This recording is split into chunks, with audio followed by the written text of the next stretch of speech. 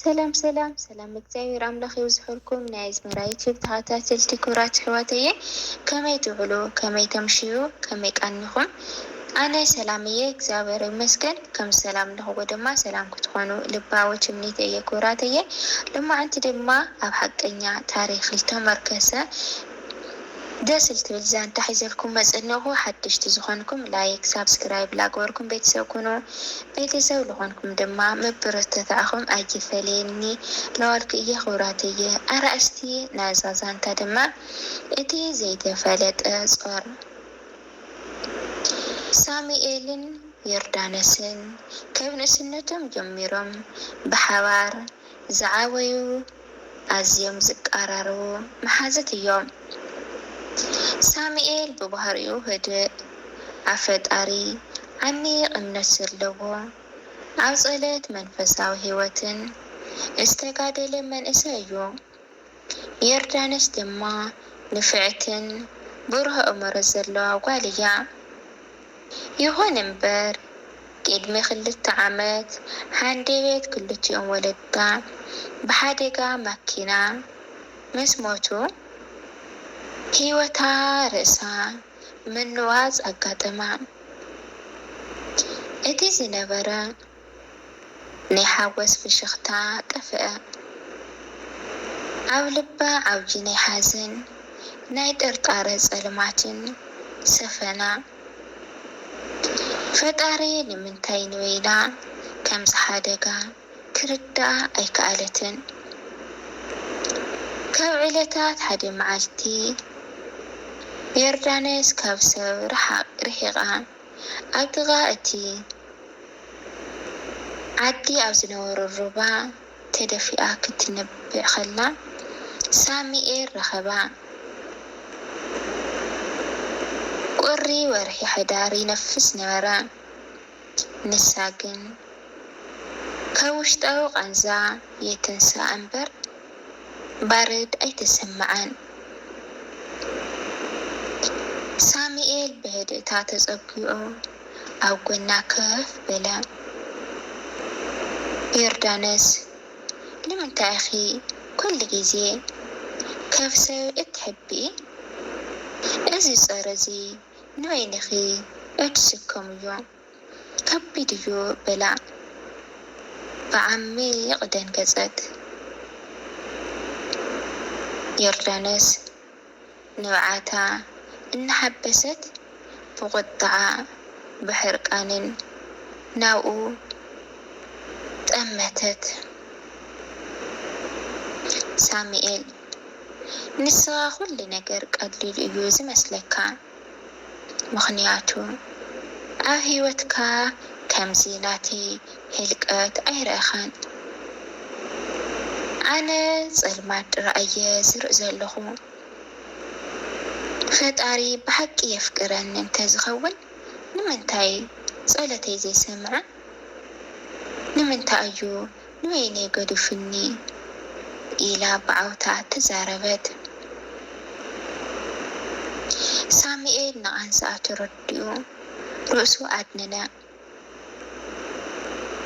ቅሩብ ስቕ ድሕሪ ምባል ነቲ ኣብ ኢዱ ሒዝዎ ዝነበረ ንእሽተይ ፋኑስ ኣብርሀሞ። ዮርዳኖስ እዚ ብርሃን እዚ ኣብ ማእኸል ፀሓይ ኮይንኺ እንተ ደኣ ርኢክዮ ዋጋ የብልን። ፋንስ ዘድሊ ኣብ ጸልማት ኣብ ውሽጢ ጸልማት ክትኾነ ከለኺ ጥራይ እዩ። ፈጣሪ ካባኺ ኣይረሓቕን። ንስኺ ግናይ ብሰንኪ ቃንዛኺ ነቲ ብርሃን ክትርእዩ ኣይከኣልክን ዘለኺ በላ። ዮርዳኖስ ነቲ ዘረባ ክትቕበሎ ከቢድ እኳ እንተነበረ እቲ ቃላቱ ግና ኣብ ውሽጢ ልባ ገለ ስምዒት ፈጠረላ። ሳሙኤል ዘረብኡ ምስ ወድአ ኣብ መንጎኦም ነዊሕ ደቓይቕ ዝቕጽል ዓሚቕ ስቕታ ሰፈነ።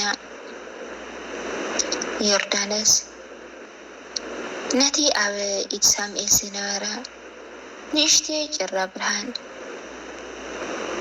እቲ ፋኑስ እናጠመተት ውሽጣዊ ስምዒታ ክትቃለስ ፈተነት። እቲ ንነዊሕ እዋን ተዓፂ ዝነበረ ልባ ብሰንኪ እቲ ቃላት ቁሩብ ከርህወላ ዝጀመረ ይመስል ነበረ። ይኹን እምበር እቲ ናይ 2 ዓመት ቁስሊ ቀሊል ኣይነበረን።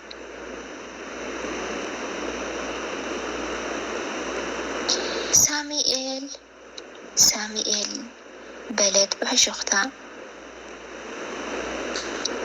ድምፃ ብንብዓት ተሓኒቑ እቲ ብርሃን ከም ዘሎ ኣይፈልጥን እያ። ግን እቲ ጸልማት ኣዝዩ ስለ ዝረገዘ ሓይሊ ዘለዎ ንሱ ጸልማት ጥራይ ኮይኑ እዩ ዝስምዐኒ። ጸሎት ክጽሊ ክደሊ ከለኹ ቃላት ይጠፍአኒ። ሳሙኤል ፍሽኽ በለ እሞ ነቲ ሒዝዎ ዝነበረ መጽሓፍ ቅዱስ ኣውፂኡ ግልጽ ድሕሪ ምባል ዮርዳኖስ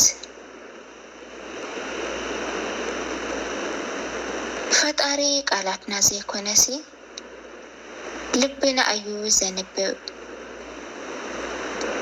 ምስዬ ኣብ ቅድሚ ቀይሕ ባሕሪ ደው ኢሉ ክጭነቕ ከሎ ዋላ ሓንቲ ቃል ኣይተዛረበን። ፈጣሪ ግና ንድምፂ ኣውያትካ ሰሚዐዮ እየ ዝብል እየ ዝበሎ። ንብዓትኪ ባዕሉ እኹል ጸሎት እዩ በላ። ነቲ ምሸት እቲ ዘረባ ንልቢ ዮርዳኖስ ዓብዪ ተስፋ ዘምጽእል እዩ ነበረ። ካብቲ ሬባ ተላዒሎም ናብ ዓዶም ክምለሱ ከለዉ ንመጀመርያ ግዜ ኣብ ውሽጣ ሰላም ተሰምዓ። ይኹን እምበር እቲ ናይ ሓቀኛ እምነት ፈተና ገና ኣይተወድአን ነበረ። ድሕሪ ሂደት መዓልትታት ኣብቲ ዓዲ ሓደ ዘይተጸበይዎ ዓብዪ ሓደጋ ተኸሰተ። እቲ ንኹሉ ዓዲ ማይ ዝወሓስ ዝነበረ ዓብዪ ዴጋ ግድብ ብሰንኪ ብርቱዕ ዝናብ ክፈርስ ከም ዝቐረበ ወረ ተሰምዐ። ህዝቢ እቲ ዓዲ ኩሉ ብራዕዲ ክእከብን ክህድምን ጀመረ። ዮርዳኖስ ድማ ብድንጋጼ ናብ ገዛ ሳሙኤል ጐየየት።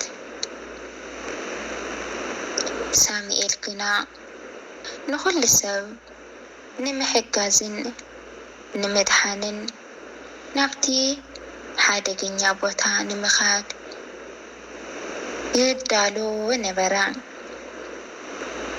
ሳሙኤል ኣይትኸድ ኣዝዩ ሓደገኛ እዩ ኢላ ክትትሕዞ ፈተነት። ሳሙኤል ግና ብጽኑዕ እምነት ጠመታ እሞ ዮርዳኖስ እምነትና ኣብ ግብሪ ዝፍተነሉ ጊዜ ሕጂ እዩ። ኣነ ክኸይድ ኣለኒ፣ ንስኺ ግና ኣብዚ ኮይንኺ ጸሊ። እቲ ፋኖስ ሕጂ እዩ ብርሃን ክህብ ዘለዎ ኢሉ ኣብቲ ማእኸል ሓደጋ ገጹ ኣምርሐ። እነሆ ሒዘልኩም ዝቐረብኩ እዚኣ ትመስል። እግዚአብሔር ኣምላኽ ኣብ እምነትና የጽንዐና፣ ተስፋ ድማ ይዓድለና። ካብዚኣ ብዙሕ ተማሂርና ንኾን ተስፋ ንገብር።